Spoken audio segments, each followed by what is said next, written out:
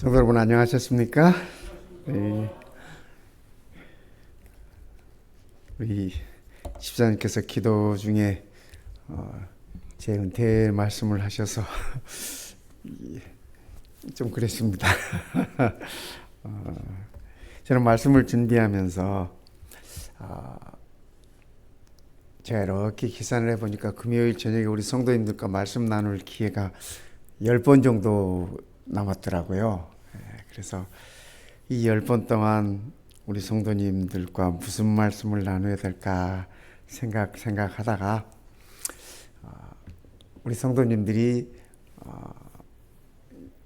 저를 생각할 때 혹시 이것만은 잊지 않았으면 좋겠다, 이것만은 기억해 줬으면 좋겠다 하는 생각을 가지면서 저는 빌립보서를 선택을 했습니다. 그래서 이 빌립보서는 우리가 얘기할 때 기쁨의 책이라고 그렇게 표현합니다.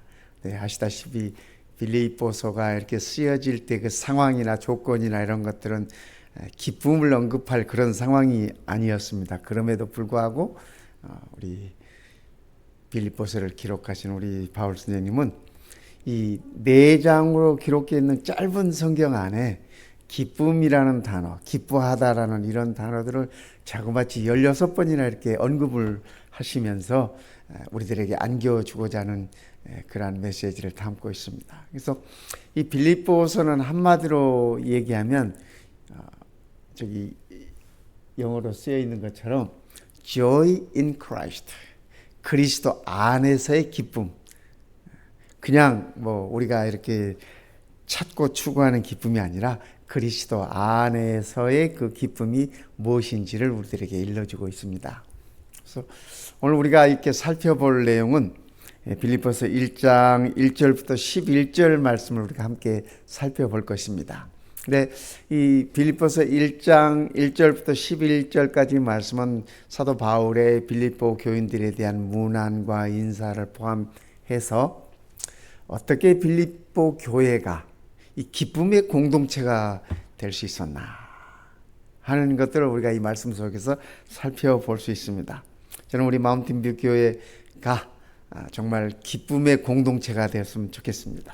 그래서 성도들이 함께 모일 때, 또 함께 있을 때, 함께 활동할 때 모든 일들을 통해서 정말 이 마음속 깊은 곳에서부터 이렇게 기쁨이 용솟음 칠 수 있으면 얼마나 좋을까 하는 생각을 가져봅니다. 조금 전에 우리가 불렀던 그 찬미 36장 그 찬미는 이 베토벤 곡이에요. 베토벤 곡인데 우리가 잘 아시다시피 베토벤이 가장 열악한 환경에서 가장 힘든 순간에서 그가 이렇게 남긴 역작입니다. 그런데 그는 그 곡을 이름을 붙일 때 Song of Joy라고 붙였어요. 그래서 우리말로는 환희의 찬가라고 표현하더라고요. 그래서 그 조이가 정말 그냥 기쁨이 아니라 정말 이 차고 넘치는 이렇게 용솟음치는 어떤 그런 그 기쁨을 얘기하고 있어요. 그래서 저는 그 찬미를 이렇게 부르면서 생각하면서 또 베토벤의 그 마지막에 그 열악했던 정말 힘들었던 그 순간들, 기도 들리지 않고 뭐 이런 상황에서 그가 그야말로 그의 영혼에서 이 솟아나오는 그러한 그 어떤 이 영감을 받은 노래가 아닌가 그런 생각을 하면서 우리 모든 성도님들의 이 신앙과 삶 속에서도 또 이 말씀을 통해서도 그런 그 기쁨들이 솟아날 수 있는 그러한 원동력이 되었으면 좋겠다 하는 바람을 가져봅니다. 그런 마음으로 말씀을 준비를 했습니다. 우리가 빌립보서 들어가기 전에 이렇게 좀 신약 성경을 전체적으로 이해하는 그런 아마 여러 번 또 이렇게 듣고 공부도 하시고 하셨겠지만 복습 겸해서 우리가 한번 보십시다. 이 신약 성경이 모두 몇 권이죠? 예, 27권이에요. 구약 성경이 39권, 신약 성경이 27권. 그래서 저는 전에 외울 때 3927 이렇게 외웠어요. 네, 어쨌든 그 27권의 책 가운데 이 신약 성경은 맨 처음에 복음서가 4권이 있습니다. 마태, 마가, 누가, 요한 이렇게 4권이 되어 있고, 그런데 이 마태, 마가, 누가는 우리가 공관복음이라 그럽니다. 같은 사건을 다른 측면으로 이렇게 바라보는 것으로 저술하는 것입니다. 그리고 거의 비슷한 시기에 적혀있지만은 요한복음은 적어도 한 세대 이후에, 그렇죠? 마태나 마가나 누가보다는 적어도 한 40년 이상 후에 적은 글이라고, 성경이라고 합니다. 그래서 이 복음서에는 4권이 들어갔지만은 공간복음 하면은 요한복음은 거기 포함시키지 않습니다. 그리고 역사서가 한 권 있습니다. 사도행전. 그래서 복음서와 그다음에 초기 그리스도 교회의 성장 간의 그 다리 역할을 해주는 것이 사도행전입니다. 그다음에 이제 나머지 21권은 편지서예요. 편지서인데, 편지서가 27권인데 그 중에 27권 중에 14권이 사도 바울이 쓴 편지입니다. 그래서 바울이 쓴 편지서들은 14권이나 되기 때문에 그것은 또 이렇게 구별합니다. 이 4대 서신, 그러니까 바울이 그의 그 신학적 논리와 그의 복음적 이 내용들을 심혈을 기울여서 이렇게 기록하시고 일러주신 책 이 4권을 얘기합니다. 로마서, 고린도 전후서, 이 갈라디아서. 그래서 로마서나 갈라디아서 이런 것들은 상당히 그 내용이 무겁습니다. 내용이 중후합니다. 그래서 그 구원에 관한 그런 것들을 얘기하기 때문에 바울의 상당히 갈라디아서나 이런 것들 좀 그의 감정도 이렇게 섞여 있고 그런 모습들을 우리가 살펴볼 수 있습니다.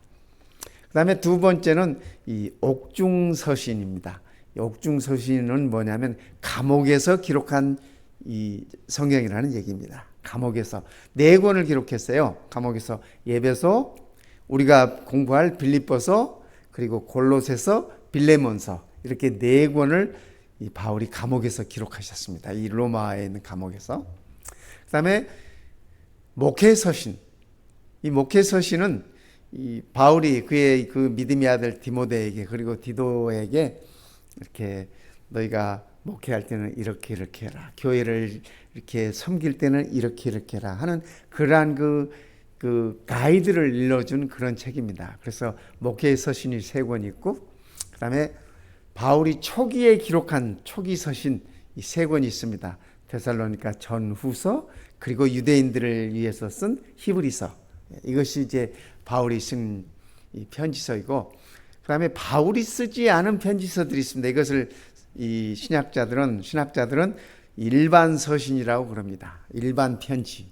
그래서 야고보가 쓴 야고보서, 베드로가 쓴 베드로 전후서, 그 다음에 사도 요한이 쓴 요한 1, 2, 3서, 그리고 유다가 쓴 유다서, 이렇게 7권을 일반 편지서라고 하고, 마지막 이 신약에서 책은 요한계시록, 이것은 예언서라고 그럽니다. 구약에 다니엘서 예언서가 있듯이 신약에도 예언서 이 요한계시록이 있습니다. 이렇게 해서 신약 성경이 27권이 다 이루어져 있습니다. 그래서 우리는 이 중에 바울의 편지서 가운데, 그가 감옥에서 쓴 편지 가운데 빌립보서를 우리가 공부할 것입니다. 그래서 감옥에서 쓴 편지인데 기쁨을 이야기한다. 그렇죠? 베토벤이 마치 그 엄청난 어려운 상황에서도 그가 기쁨을 이렇게 노래했듯이, 그래서 우리가 이 말씀 속에서 참된 기쁨을 한번 찾아보십시다. 이 사도 바울은 그의 고향이 길리기아 다소입니다. 지금의 터키 지방인데요. 다소에서 태어났고, 그 다음에 아시다시피 바울은 로마 시민이었지만 또 유대인이기도 했습니다. 그래서 헬라 문화와 히브리 문화, 양 문화를 그가 이렇게 섭렵한 그러한 사람이었습니다. 출신은 그가 스스로 밝히기를 나는 베냐민 지파요, 이 바리새인이다. 이 베냐민 지파라고 하는 말에는 굉장한 자부심이 있습니다. 이 이스라엘 왕의 초대 왕이 베냐민 지파예요. 사울이, 그죠? 베냐민 지파. 그 다음에 이 베냐민 지파는 12지파가 다 이렇게 하나님께 반역하고 하나님께 이렇게 반기를 들고 했지만 베냐민 지파는 한 번도 그러지 않았습니다. 그래서 이 베냐민 지파 사람들은 정말 그것을 큰 자부심을 여기고 있습니다. 그래서 늘 하나님께 충성했다라고 하는 그러한 자부심이 있습니다.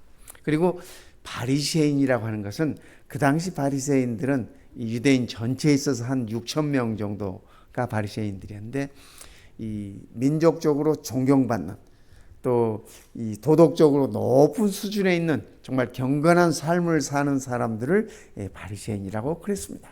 그래서 바울은 그것을 자신 있게 이야기하고 있죠. 그의 학력은 이 가말리엘 학파에 속했습니다. 그래서 바울 당시에 이 이스라엘에 두 학파가 유명한 학파가 있었습니다. 하나는 힐렐, 아주 보수적이고 그런 힐렐 학파가 있었는가 하면 이 중도 이 진보적인 이 가말리엘 학파가 있었습니다. 그래서 헬라 문화의 이 백그라운드가 있고 또 히브리 문화의 깊은 이 백그라운드가 있는 이 바울은 이 가말리엘의 문화생이었습니다. 그래서 그 당시에 그의 위치를 알 수가 있고 그는 또 사내들인 이 회원으로서 요즘 같으면은 국회의원 그죠? 예, 그런 회원으로서 사회적인 지위와 그의 명성을 유지하고 있었습니다. 그런데 아시다시피 이런 바울이 하나님의 부르심에 의해서 이방인을 위한 이렇게 사도로 부르심을 받지 않았습니까? 그래서 오늘 우리가 공부하는 이 빌립보 여기 빨간 글씨로 이렇게 포함되어 있죠. 지금의 이 유럽입니다. 유럽인데 이 터키에서 그죠?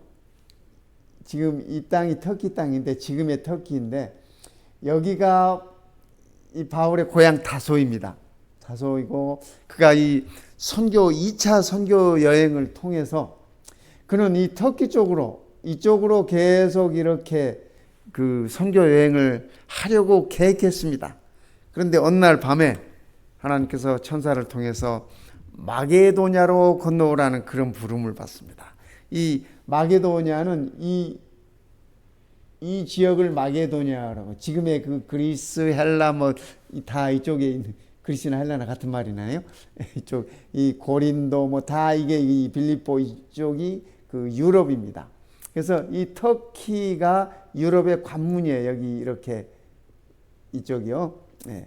근데 그 밤에 바울이 드로아에 있을 때 그런 꿈을 꾸고 마게도냐로 오라고 하는 그런 부르심을 받고 그가 빌립보로 건너갑니다.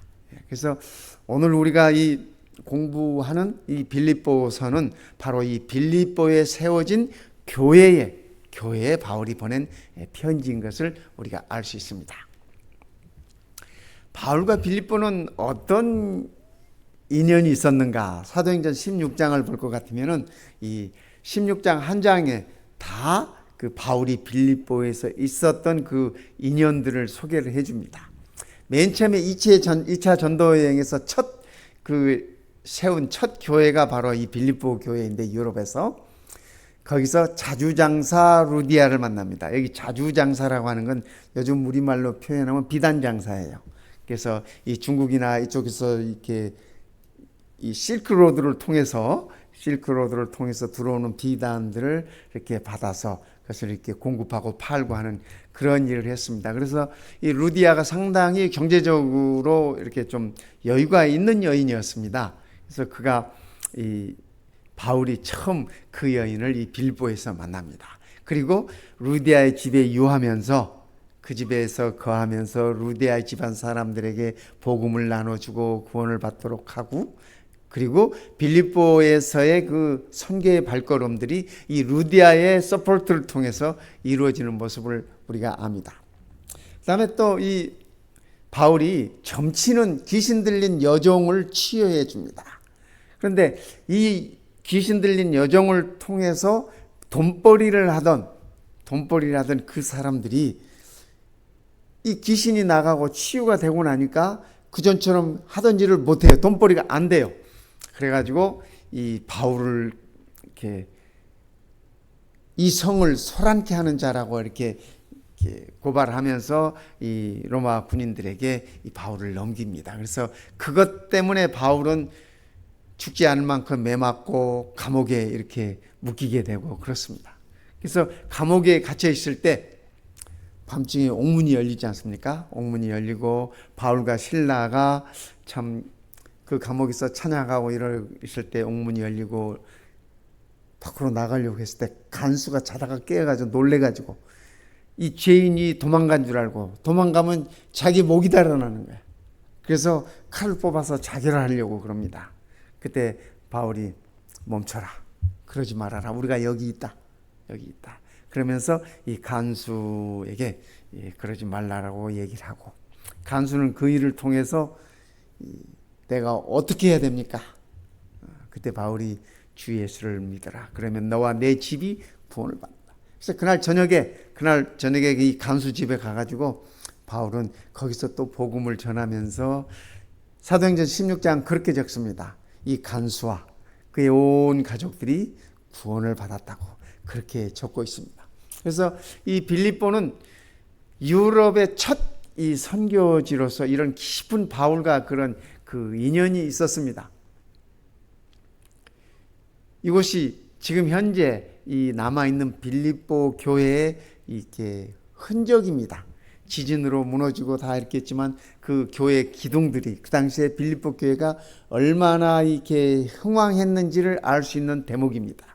그래서 바울 당시에 빌립보 교회가 그 후에 바울 이후에 빌립보 교회가 얼만큼 성장했고 얼만큼 성도들이 많았는지 하는 것들을 볼 수 있는 그러한 대목입니다. 그래서 이 바울의 유럽 첫 선교는 참으로 성공적이었습니다. 바울이 죽을 만큼 매를 맞고 참 고생도 많이 했지만 성령께서 인도하심 따라서 바울이 빌립보에서 참으로 큰 선교적 성공을 이루었던 것입니다. 이 교회는요, 이 루디아 기념교회예요. 빌립보 지역에 있는 그 루디아 기념교회인데, 뭐 그 후대에 이제 사람들이 이렇게 지은 거지만, 어쨌든 사도행전 16장에서 바울이 처음 만났던 자주장사 루디아, 그분을 기념해서, 그러니까 루디아는 빌립보 교회가 이렇게 설립되는데, 교회가 이렇게 세워지고 성장하는데 지대한 영향을 미친 여인이었기 때문에 그 여인을 기념하는 그런 기념교회가 지금 빌립보에 이렇게 있습니다. 재밌는 것은 바울이 감옥에서 편지를 4권 썼지 않습니까? 4권 썼는데 그 편지를 누가 전달하냐면 이 에베소서, 골로새서, 빌레몬서는 두기고라는 사람이 전달을 합니다. 그런데 우리가 지금 공부하고 있는 이 빌립보서는 이 에바브로디도라는 사람이 이 편지를 전달합니다. 근데 이 에바브로디도가 빌립보 교회 출신이에요. 빌립보 교회 출신이고 이 빌립보 교회가 바울이 사역함에 있어서 선교 사역함에 있어서 많은 것들을 서포트합니다. 서포트하고 바울이 필요된 것들을 공급하고 선교함에 있어서 필요된 것들을 공급하고 그래서 이 에바브로디도가 빌립보 교회가 바울을 도우라고 파송한 이 빌립보 교인이었어요. 근데 그가 로마에까지 와가지고 감옥에 있는 바울을 이렇게 도와주고 섬기고 그러다가 죽을 병에 걸렸습니다. 이 빌립보서에 읽어보면 그 내용들이 나중에 나와요. 죽을 병이 걸려가지고 바울도 그가 죽을 줄 알았어. 살아나지 못할 줄 알았어. 간절히 기도하고 바울은 하나님의 은혜로 그가 살아났다고. 그래서 이 바울을 서포트하던 이 에바브로디도가 참 이 감옥에 있는 바울을 이렇게 섬기다가 그가 죽을 병에 걸렸지만은 하나님께서 그를 살려주셨어요. 그래서 기적적으로 그가 살아나고 바울은 그 사실을 빌립보 교인들에게 알리고 싶었어요. 그래서 이 에바브로디도에게 그가 쓴 이 빌립보서 편지서를 지어주고 네가 너희 교회로 가서 사랑하는 교인들에게 이 편지를 전하거라. 그래서 빌립보서는 에바브로디도가 빌립보 교인들에게 전달하게 됩니다. 그래서 참 이 편지가 그 교인들에게 전달되어짐에 있어서도 하나님의 크신 섭리와 은혜가 있었음을 우리는 알 수 있습니다. 그래서 빌립보서는 기쁨의 책이에요. 기쁨의 책이에요. 4장으로 이루어진 편지 속에 16번이나 기쁨이 언급되고 있습니다. 그래서 우리도 이 빌립보서를 차근차근, 그죠? 차분히 공부하면서 이 기쁨을 우리의 가슴 속에 이렇게 간직하고 또 이 기쁨이 매일매일 샘물처럼 우리 안에서 솟아났으면 좋겠습니다. 빌립보 교회가 기쁨의 공동체가 될 수 있었던 비결을 바울은 첫 번째 그 복음의 교제 때문이라고 설명하고 있습니다. 그 복음 때문에, 복음의 교제 때문에 사람들의 삶이 변화되고 또 그 복음을 통해서 죄사함을 받고 영생의 소망을 갖게 되었다고 바울은 그렇게 이야기합니다. 그래서 내가 너희 무리를 위하여 이와 같이 생각하는 것이 마땅하니 이는 너희가 내 마음에 있음이요. 바울이 유럽에서 첫 교회 그 성도들을 향한 마음이 언제나 그의 마음속에 그 성도들이 있어요. 나의 매임과 감옥의 갇힘 있죠. 나의 매임과 복음을 변명함과 복음을 이렇게 전파하기 위해서 복음을 설명해야 되는 그러한 상황들, 그죠? 또 확정함에 너희가 다 나와 함께 은혜에 참여한 자가 됩니다. 그래서 바울은 빌립보 교인들이 바울을 서포트해주고 그의 필요들을 공급해주고 또 이런 선교 자금들을 대어주고 이런 것에 대해서 늘 깊은 감사의 마음이 있습니다. 그래서 너희들이 다 나와 함께 그 복음을 전하는 하나님의 은혜에 참여한 자가 되었다고 그렇게 설명을 하고 있습니다. 이것이 다 서로 복음의 교제였다고 바울은 얘기합니다. 첫날부터 이제까지 복음을 소개받은 첫날부터 지금까지 복음에서 너희가 교제함을 인합니다. 그래서 이 빌립보 교회는 이 복음의 교제를 통해서 정말 기쁨이 넘쳐나는 교회였습니다. 바울은 그 얘기를 지금 하고 있는 것입니다. 너희 안에서 착한 일을 시작하신 이가 그리스도 예수의 날까지, 그죠? 그분께서 오시는 날까지 이루실 줄을 우리는 확신하노라. 그래서 바울은 빌립보 교인들에게 복음으로 우리 안에 착한 일을 시작하신 그분께서 주님 오시는 날까지 우리를 다 완전히 우리를 이루어 주실 것을 확신한다라고 그렇게 표현하고 있습니다. 이 복음의 교제라는 이 사실을 생각할 때 저는 이 찬미가 떠올랐습니다. 찬미가 245장 있는 찬미입니다. 주 믿는 형제들 사랑의 사귐은 교제죠. 천국의 교제 같으니 참 좋은 친교라. 우리 마운틴뷰 교회 성도들도 이렇게 우리가 우리의 성도들을 생각할 때마다 이런 마음이 느껴졌으면 좋겠습니다. 천국의 교제라. 하나님 보좌 앞 한 기도 드리니 우리가 매 안식일마다 매 금요일 저녁마다 하나님 앞에 우리가 나와서 함께 기도할 때, 그죠? 하나님의 보좌 앞에서 같은 기도 드리니 우리의 믿음, 소망이 주 안에 하나라. 우리의 믿음이 하나고 우리의 소망이 하나. 그래서 우리가 하나님의 보좌 앞에서 드리는 기도 또한 하나라고 얘기하고 있습니다. 서로 간에 슬픔과 수고를 나누고, 그죠? 슬픔은 나누면 반으로 줄어든대요. 기쁨은 나누면 2배로 늘어난대요. 슬픔과 수고를 나누고 늘 동고동락하는 중에 위로를 나누네. 동고, 함께 괴로워하고 동락, 함께 기뻐하는 중에 서로가 서로에게 위로가 된다고 하는 찬양입니다. 또 이별할 때 마음 비창하여도 참 이별은 슬픈 것이에요. 그렇죠? 그래서 사도 요한도 새하늘과 새 땅에는 다시는 바다가 있지 아니하고 이렇게 표현했지 않습니까? 당신과 나 사이에 저 바다가 없었다면 주 안에 교통하면서 또 다시 만나리. 우리가 이 땅에서 이별한다 할지라도 그리스도 안에서, 주 안에서 우리가 교통하면서 반드시 또 만난다고 하는 그런 확신이 있는 것입니다. 그러한 믿음이 있는 것입니다. 이것이 성도들의 교제라고 잠언 245장에는 그렇게 표현하고 있습니다. 두 번째, 바울은 기쁨의 공동체가 되는 비결을 이렇게 소개합니다. 그리스도의 심장 때문이라고. 그리스도의 심장 때문이다. 내가 예수 그리스도의 심장으로 너희 무리를 얼마나 사모하는지 하나님이 내 증인이시니라.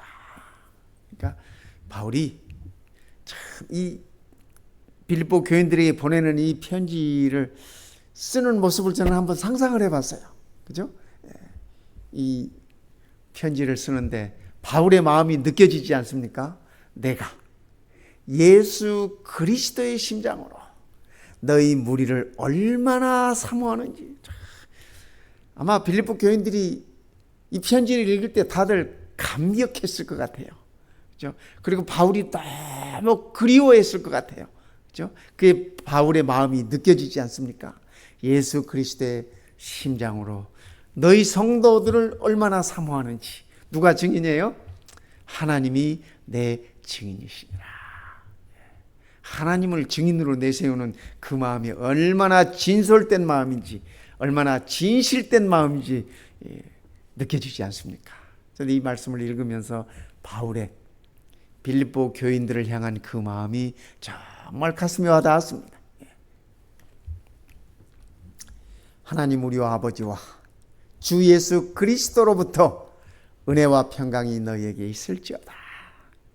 바울은 각 교회에 보내는 편지서들마다 반드시 이렇게 인사를 합니다. 은혜와 평강이 너희에게 있을지어다. 그런데 이 은혜와 평강이 어디서 오는 거냐면 그리스도에게서 오는 것이에요. 그래서 하나님에게서 오는 그 은혜와 평강이 모든 성도들에게 있게 해달라고 그는 그렇게 기원합니다. 그렇게 인사합니다. 저는 이 말씀을 보면서 바울의 신학의 이 결론이라고 그렇게 생각합니다. 바울의 간증이고 그의 신앙 고백이라고 그렇게 여겨집니다. 그렇죠? 그리스도로부터 오는 은혜와 평강. 그렇죠?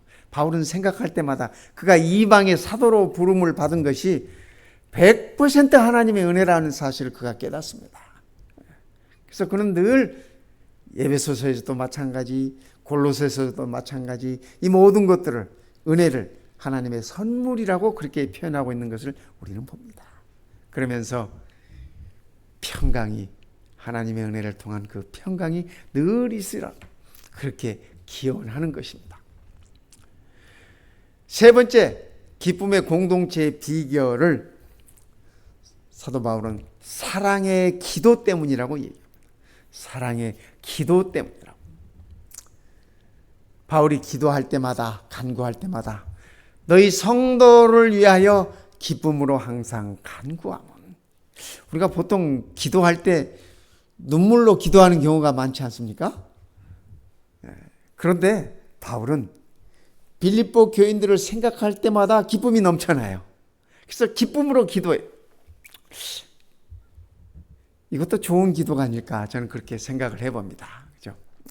기쁨으로 항상 간구하면.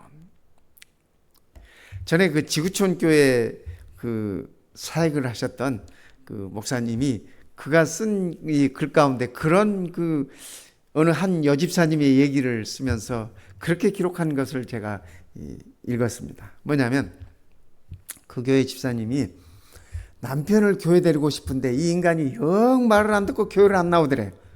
그래서 그 여집사님이 하루는 그런 생각을 했답니다. 이 인간 교회는 안 나오는데 신발부터라도 좀 교회에 갖다 놔야 되겠다 하는 생각을 했답니다. 그래서 그 여집사님이 새벽 기도에 가면서 남편의 구두를 이렇게 들고 새벽 기도에 와가지고 이 제단 앞에 그 구두를 놓고 그런 기도를 했답니다. 하나님, 내 남편이 교회에 나와야 되는데 꼭 교회 데리고 오고 싶은데 교회는 안 나오고 오늘은 그래서 제가 신발이라도 갖다 놨습니다. 먼저. 그렇게 기도를 하는데도 저절로 웃음이 나오더래요. 본인이 생각해도 이거 말이 안 되는 거래. 그래서 기도하다 말고 그가 웃었답니다. 하나님 웃겨서 죄송합니다. 그런데 기적 같은 일이 일어났대요. 기적 같은 일. 그 집사가 신발을 가지고 이제 집에 갔는데, 새벽 기도를 마치고 집에 갔는데 남편이 아침에 이렇게 나오려고 보니까 신발이 없더래요. 그래서 신발을 찾다 못 찾았어요. 근데 마침 부인이 들어오는 겁니다. 어디 갔다 오냐 그러니까 새벽 기도에 다녀온다 그래. 내 신발 어디 있냐 혹시 아느냐고. 그랬더니 부인이 신발을 이렇게 내는 거예요. 내가 오늘 교회 가져가서 온다고.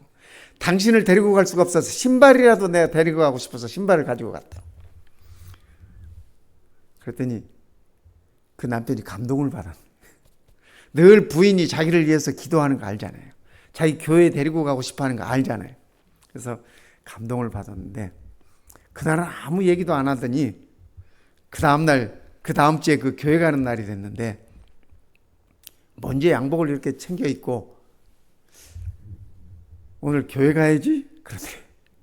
그래서 정말 그 여집사님의 간증이 내가 하나님을 웃겼더니 하나님께서 남편을 허락하셨다고 그렇게 그래 이 마무리를 짓고 있는 것을 제가 읽었습니다. 그래 우리가 기도하면서도 웃을 수 있으면 좋겠어요. 그죠? 우리가 웃으며 기도하든지 울며 기도하든지 하나님은 이미 우리의 마음을 아시지 않습니까? 우리의 필요를 아시지 않습니까? 그래서 정말 바울처럼 내가 기도할 때마다 너희 성도들을 위하여 기쁨으로 항상 간구한다. 우리도 이런 사랑의 기도가 빌립보 교회가 정말 기쁨의 공동체가 될 수 있었던 비결이었다고 우리는 이렇게 보는 것입니다. 내가 기도하노라. 너희 사랑을 지식과 모든 총명으로 점점 더 풍성하게 하사. 그러니까 바울이 간절히 기도하는 것은 이 빌립보 교인들의 그 서로 사랑하는 그 사랑이 점점 풍성하게 자라기를 원하는 것입니다. 마치 식물처럼 말입니다. 생물체처럼. 그래서 빌립보 교인들의 신앙이 정말 지식과 총명만으로 자랄 것이 아니라, 그죠? 그 사랑이 점점 더 풍성하게 되고 너희로 지극히 선한 것을 분별하며, 그죠? 선과 악을 분별하며 또 진실하여 허물 없이 그리스도의 날까지 이루고, 베드로가 이 바울이 말하는 이 허물 없이 그리스도의 날까지 이른다고 하는 그 사실은 죄 없이 이른다고 하는 그 말이 아니라 바울의 여러 다른 가르침들을 봤을 때 그리스도의 은혜를 통하여 의로운 모습으로 선다고 하는 것을 가리키는 말씀입니다. 예수 그리스도로 말미암아, 그렇죠? 예수 그리스도로 말미암아 의의 열매가 가득하여 하나님의 영광과 찬송이 되기를 원하노라. 바울은 우리가 하나님께 영광이 되고 우리가 하나님께 찬송이 될 수 있는 유일한 방법으로 그리스도로 말미암아 의의 열매가 채워지는 것입니다. 그래서 우리가 그리스도를 통하여 그리스도로 말미암아 우리가 의롭게 되고 그 열매가 우리 안에 채워졌으면 참으로 좋겠습니다. 그런데 바울은 다른 편지서에서, 갈라디아서에서 그 의의 열매를 가리키면서 기쁨을 포함하고 있습니다. 그렇죠? 우리가 다 아시는 말씀이에요. 오직 성령의 열매는 사랑과 희락과 기쁨이에요. 그렇죠? 이 희락이라고 하는 건 극대화된 기쁨입니다. 그렇죠? 희락과 화평과 인내와 자비와 양성과 충성과 온유 절제다. 이 성령의 열매를 이렇게 언급하고 있었습니다. 성도 여러분, 우리도 이 말씀을 통해서 우리의 환경이 되지 않는다 할지라도, 혹여 우리가 감옥 안에 있다 할지라도, 혹여 우리가 고난 중에 있다 할지라도, 혹여 우리가 힘든 상황에 있다 할지라도 바울이 묘사했던 이 기쁨을 우리가 가질 수 있으면 좋겠습니다. 이분이 하이든입니다. 하이든인데 한 번은 하이든에게 이런 질문을 했습니다. 선생님의 음악이 기쁨으로 가득 차 있는 이유가 무엇인가요? 이렇게 질문했어요. 그때 하이든이 이렇게 대답합니다. 하이든의 음악들 많이 들어보셨죠? 그죠? 예. 그의 음악이 아주 경쾌하고 밝고 명랑하고 그렇습니다. 뭐 천지창조 곡도 있고, 그죠? 또 뭐 이렇게 사계라는 곡도 있고, 뭐 여러 곡들이 있습니다. 주께서 내 가슴 속에 폭발하는 기쁨을 주셨고, 하이든은 이렇게 간증합니다. 하나님께서 그의 가슴 속에 솟아오르는 기쁨을 주셨다. 폭발하는 기쁨을 주셨고, 또 그분께서 내 펜을, 그러니까 작곡하는 그 펜을 움직이고 계시는데, 하이든은 그가 스스로 작곡한다고 표현하지 않고 하나님께서 자기의 그 작곡하는 펜을 움직이셨다고 그렇게 표현합니다. 그런데 어떻게 내가 기뻐하지 않을 수 있겠어? 내 음악이 어떻게 기쁨을 말하지 않을 수 있겠어? 하이든은 이렇게 고백하고 있습니다. 성도 여러분, 우리 믿음의 삶도, 그죠? 우리의 이 신앙의 삶도 우리가 이렇게 표현할 수 있으면 좋겠습니다. 하나님께서, 주께서 내 안에 폭발하는 기쁨을 주셨다고 우리가 간증할 수 있으면 좋겠습니다. 또 그분께서 내 삶을 이끌고 계시는데 어떻게 내가 기뻐하지 않을 수 있겠습니까? 참 이런 우리의 간증이 되었으면 참으로 좋겠습니다. 그리고 우리의 삶이, 우리가 드리는 찬양이, 우리가 하나님께 드리는 이 모든 영광이 기쁨을 말할 수 있으면 좋겠습니다. 우리 주님께서도 이 땅에 계시면서 우리들에게 그렇게 일러주셨습니다. 나의 기쁨을 너희에게 주노라. 우리 예수님께서 간직하신 그 기쁨, 한 영혼 한 영혼이, 그죠? 예수님께서 잃어버린 자를 찾기 위해 이 땅에 오셨는데 그분을 보내신 아버지 하나님의 뜻이 한 영혼이라도 더 찾는 것이었는데 예수님은 그것을 기쁨으로 표현하고 계셨던 것입니다. 성도 여러분, 오늘 집에 가셔서 주무시기 전에 빌립보서를 한번 쫙 이렇게 한번 기도하는 마음으로 읽어보시기 바랍니다. 넉 장으로 된 짧은 책이에요. 넉 장으로 된 짧은 책. 그런데 그 안에 기쁨에 대한 심오한 바울의 간증들이 있습니다. 우리가 오늘 이 안식일이 우리가 이제껏 보내왔던 그 어떤 안식일보다도 가장 행복하고 가장 기쁜 안식일이 되었으면 좋겠습니다. 우리 마운틴 빅교회가 기쁨의 공동체가 되었으면 좋겠습니다. 빌립보 교회처럼 말입니다. 기도하겠습니다. 우리 아버지 하나님, 참으로 감사합니다. 기뻐할 수 없는 조건들이 많은 이 세상에서 우리들에게 기뻐할 수 있는 영원한 조건을 주셨으니 그 은혜를 참으로 감사드립니다. 우리 주님께서 우리를 향하여 우리를 바라보시면서 한 사람 한 사람 우리의 구원을 통하여 큰 기쁨을 누리셨듯이 우리도 또한 그 복음을 인하여 기쁨을 누리고 그 기쁨을 나누며 살 수 있도록 축복하여 주시옵소서. 함께 말씀을 듣고 함께 예배 드리는 우리 모든 성도들 가슴마다 용솟음 치른 기쁨이 있게 하옵시고 하이든의 간증처럼 폭발하는 기쁨이 있도록 축복하여 주시옵소서. 주의 충만하신 은혜와 평강이 우리 모든 성도들에게 풍성하게 임하옵시기를 우리 주님 예수님의 이름으로 간절히 기도드리옵나이다. 아멘.